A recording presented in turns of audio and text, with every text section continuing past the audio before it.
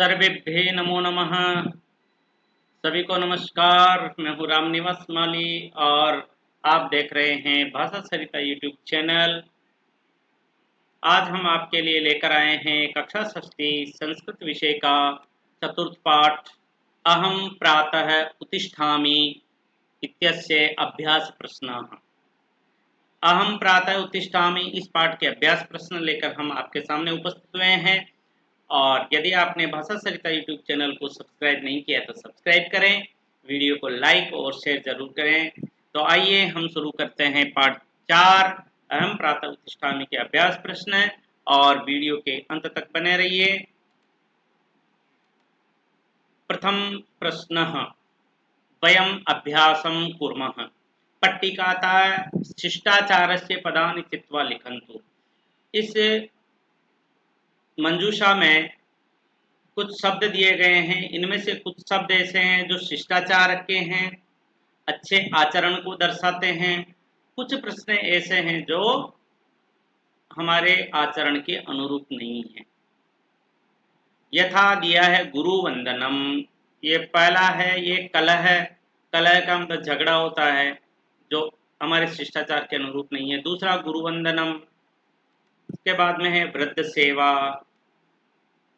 अतिथि सत्कार, अहंकार शिष्टाचार का हिस्सा नहीं है।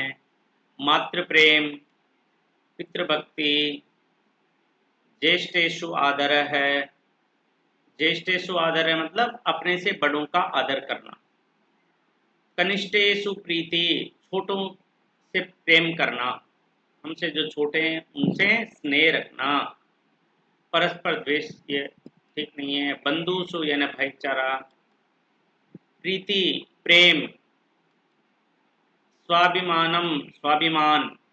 असूया का मतलब निंदा करना होता है, तो वो हमें दूसरों की निंदा नहीं करनी चाहिए। परोपकार है, ये भी शिष्टाचार है, दूसरों का उपकार करना, भलाई करना। प्राणीषु दया, ये भी हमारे शिष्टाचार में होना चाहिए। प्रिय वचनम, प्रिय वचन भी होने चाहिए। हिंसा हमें नहीं, हिंसा हमारे आचरण का हिस्सा नहीं है।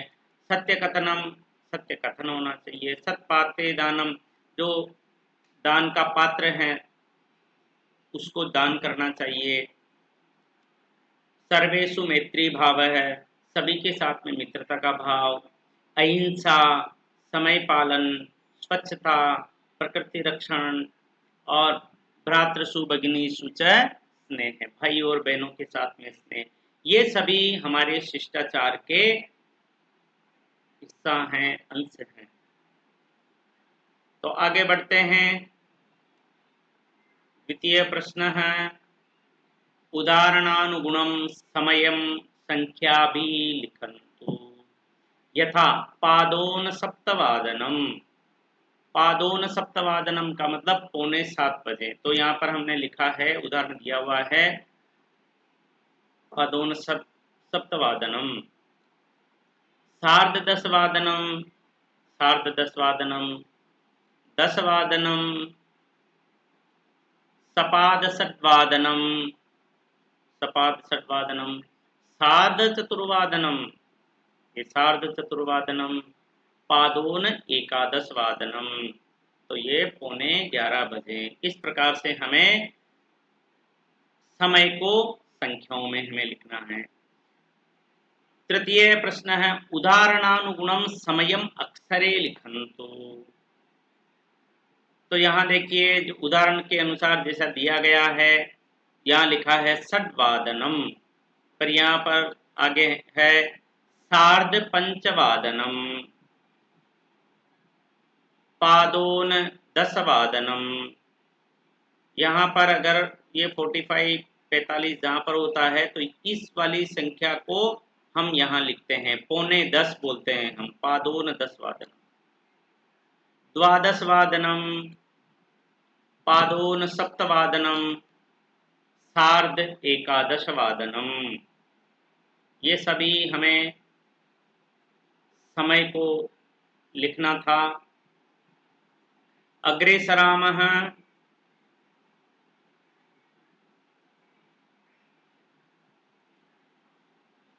चतुर्थः प्रश्नः उदाहरणानुगुणं प्रश्न निर्माणं कुरुत्। उदाहरण के अनुसार हमें प्रश्न निर्माण करना है। स सार्धसप्तवादने अध्ययनं करोति। स कदा अध्ययनं करोति। सा सपादनववादने विद्यालयं गच्छति। सा कदा विद्यालयं गच्छति। सतीशः सार्धद्वादशवादने भोजनं करोति। सतीशः कदा भोजनं करोति। यानं पञ्चवादने आगच्छति। यानं कदा आगच्छति। गोपालः षड्वादने गोदोहनं करोति। गोदोहनं का मतलब होता है दूध निकालना। गोपालः कदा गोदोहनं करोति। माता 10 वादने कार्यालयं गच्छति। यहाँ पर ये गोपाल है जो शब्द है ये किसी का नाम भी हो सकता है। गोपाल का मतलब ग्वाला भी हो सकता है, जो गायों को चराता है, उसको भी गोपाल कहते हैं। माता 10 वादने कार्यालयं गच्छति। माता कदा कार्यालयं गच्छति, कब कार्यालय जाती हैं।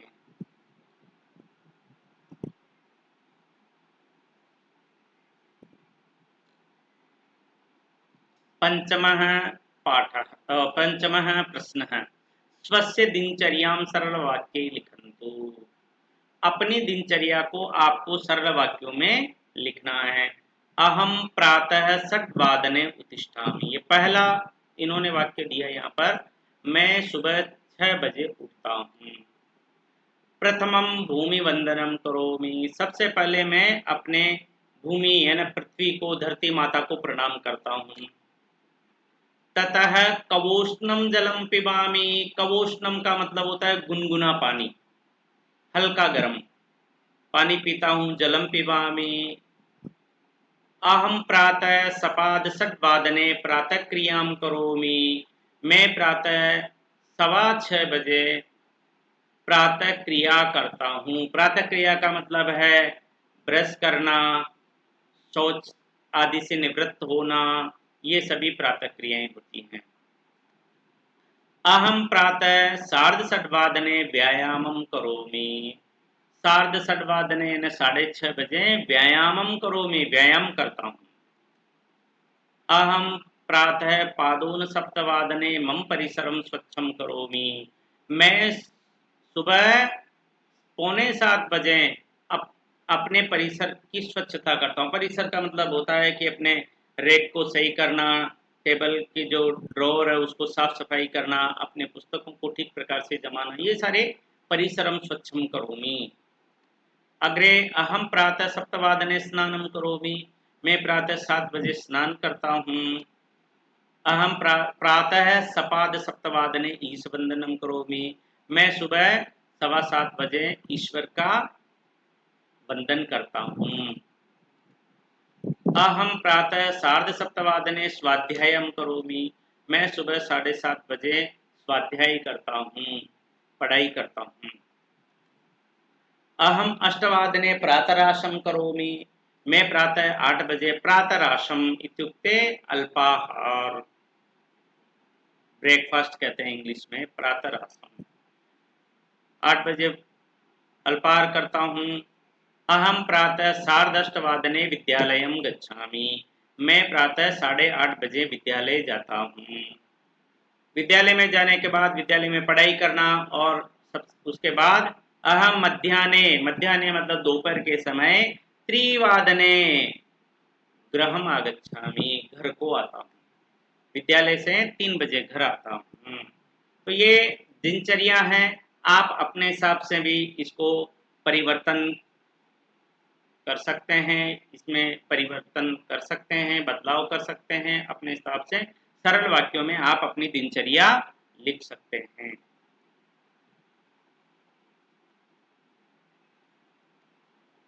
अग्रे प्रश्न क्रमांकः 6, वाक्येषु शिष्टाचारपदं योजयन्तु।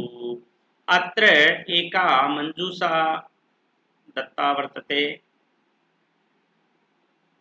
ततः पदानि चित्वा रिक्तस्थानानि पूरयन्तु। प्रथमं सा दुर्बलानां साहाय्यं करोति। साहाय्यम, वह दुर्बल, दुर्बल का मतलब कमजोर व्यक्तियों की सहायता करता है। सर्वेषु प्राणीषु दया भावः भवतु, सभी प्राणियों में दया भाव हो, करुणा हो। सर्वे छात्रा पाठशालायाः नियमपालनं कुर्वन्तु, सभी छात्र पाठशाला के नियमों का पालन करें।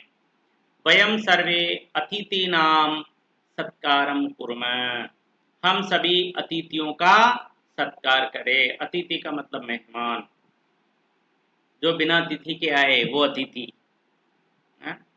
परस्परम छात्रेषु मैत्री भावः भवतु, आपस में छात्रों में मित्रता का भाव होना चाहिए, मित्रता का भाव हो। ये सभी शिष्टाचार पद थे जो कि हमने रिक्त स्थान पूर्ति की। धन्यवाद है। यदि आपने भाषा सरिता यूट्यूब चैनल को सब्सक्राइब नहीं किया तो सब्सक्राइब करें, वीडियो को लाइक और शेयर जरूर करें। पुनर्मिलामः पुनर्मिलामः।